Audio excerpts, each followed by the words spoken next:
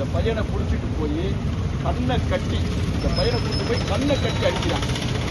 காலுக்கு கீழே கல்லை வச்சு பெரிய இரும்பு பைப்பால் அடிக்கும் போது அந்த காலில் முட்டிக்கு கீழே அடிச்சு ரத்தம் ஒழுகி சரியான ட்ரீட்மெண்ட் கூட கொடுக்காம இந்த பையனை வேணும்னே ட்ரீட்மெண்ட் கொடுக்காம சாகடிச்சிருக்கான். இதுல டாக்டரும் குற்றவாளி.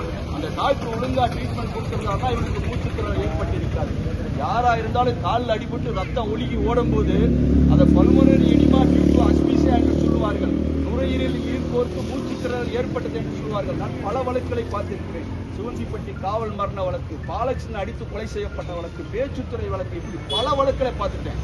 எல்லா வழக்குலையும் கால் முறிவா இருக்கும். கால் முறிவானா ஆட்டோமேட்டிக்கா படபடப்பு மூச்சுத்திறன் ஏற்பட்டு ஒரு நாள் 2 நாள்ல செத்து போயிடுவான். ஒரு இளந்தாரி பையன் 26 வயது நிரம்பிய அழகிய ஒரு அழகான ஒரு இளைஞர் இறந்து விட்டார். அந்த இழப்பை தாங்க முடியாம இந்த மக்களெல்லாம் இங்கே போராடி கொண்டிருக்கிறோம். என்ன செஞ்சிருக்கிறோம்?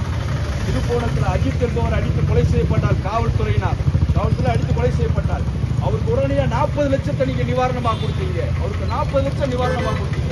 அடிச்சு கொண்டு அத்தனை போலீஸ் இன்னைக்கு ரிமாண்ட்ல இருக்கான். டிஎஸ்பி மேல கூட எஃப்ஐஆர் போட்டிருக்கீங்க. ஆனால் இந்த தேவேந்திர உலகினை அடித்து கொலை செய்யப்பட்டிருக்கிறார். இன்னைக்கு வரைக்கும் ஆச்சு. நிவாரணத்தையும் காணும், நீதியவும் காணும். 5 பேரை சஸ்பெண்ட் பண்ணிருக்கீங்க. அடுத்த உத்தரவிலே அந்த சஸ்பெண்டை நீ நினைச்சா ரத்து பண்ணிடுவேன். உடனடியாக அவர்கள் நீ கைது பண்ணிருக்கணும்ல. அப்படி கைது பண்ணணும் அப்படிங்கும் போது என்ன சொல்ல வர்றோம்னா, எங்களை மாதிரி ஆளுங்க போறாங்கன்னா அவர் உங்க சாதி. எந்த சாதியும் கிடையாது. நான் காக்கின்ற ஒரு சாதி தான்டா இருக்கான்.